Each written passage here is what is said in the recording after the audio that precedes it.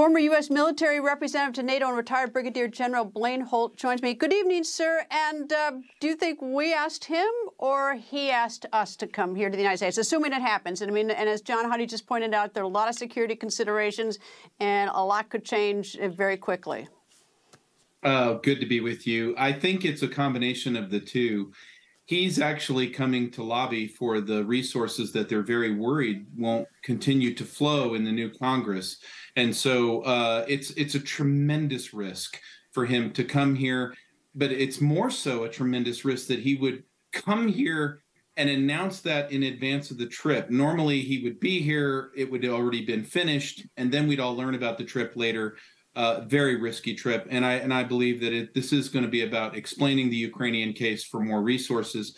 And I think, to John's point, there's many who are a little bit leery about this, but I think they're leery about, well, show us the transparency of where the money's been spent and we'll all be fine to support Ukraine. We just want to understand how the resources are working. You know what I think is probably going to happen if he comes here, and obviously speculation on my part, but he has also thanked the American people many times when he's been interviewed. I would not be surprised if a good portion, if he does address Congress, will be thanking the American people because it is a sacrifice to the American people, and more money now is probably going to be sent there.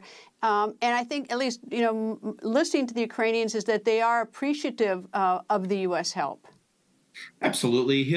No matter what he does, he'll be here with a sense of gratitude. He'll be here to thank us on behalf of the Ukrainian people. I was talking just yesterday with one of his top advisors about what types of things lay ahead in this war and what the strategy looks like.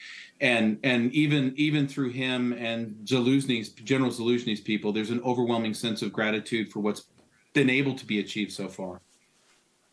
What's the answer to the American people? Because the American people are hurting. And then a lot of people legitimately say, like, we have problems here. We have inflation. We have prices going up. We need the help here at home. I mean, how do you reconcile that? I mean, what should be told to the American people by our own leaders as well as by President Zelenskyy? Right. So this is the thing that's been missing. There's a couple of things that are missing, actually. There needs to be a communication out of the Oval Office to the American people as to why this is in American security interests when we look at all the other crises that we're facing. So Americans really can't understand the security issue we have on the southern border. They don't understand food, oil, inflation. They don't understand any of those things. So if we're dubious about those things, why do we need to be involved in a foreign war in Europe? Well, we do need to be involved in that war in Europe. We need to support this so that American soldiers aren't there as it escalates. But we need the communication and we need the transparency about where is the money going and what is it going for. And I think more Americans will understand completely. Are the other countries, the Western European countries, are they, if I could use a term, paying their fair share? Are they helping as well? We've seen the generosity of American people, but what about Germany, France, and other countries? So it's disproportionate. I would say bluntly, no, not paying their fair share, dragging their heels, logistics support not coming and matching with the speeches that were made. Most recently, we see $19.2 billion in a loan that the EU was willing to take out to bring to Ukraine's assistance, only to be hung up by Hungary. Hungary's got legitimate concerns there, so I'm not throwing Orban under the bus at all. There's internal politics that are actually working against each other as we wait for Europe to do more for something that's happening in their own region. All right. Prior to this war, Ukraine was known for a terrific amount of corruption. And, yes. Suddenly with the war, is that, all the attention has been as to what Russia has gone in and what they've done the most unthinkable things to Ukrainians. What about the corruption element and the fact that, look, American dollars, we want them spent wisely and fairly, the accountability, because there's been a bad history there.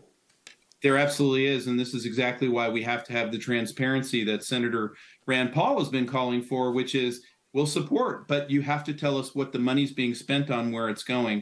And I think Americans are a little bit suspect about all the dollars being accounted for. The Defense Department's struggling right now with just audits. And so where's the money going? Our hearts and minds are absolutely with the Ukrainian innocent civilians who are just being mauled. and we want to help, but we've got to clean this up, and we don't want to just see this be a sea of corruption and a war happened in the middle of it. Well, historically, the American people have been very generous. We've never taken a piece of land in any sort of war, and it'll be fascinating to see how President Zelenskyy speaks to the American people. Thank you, sir. General Holt. Thank you for having me.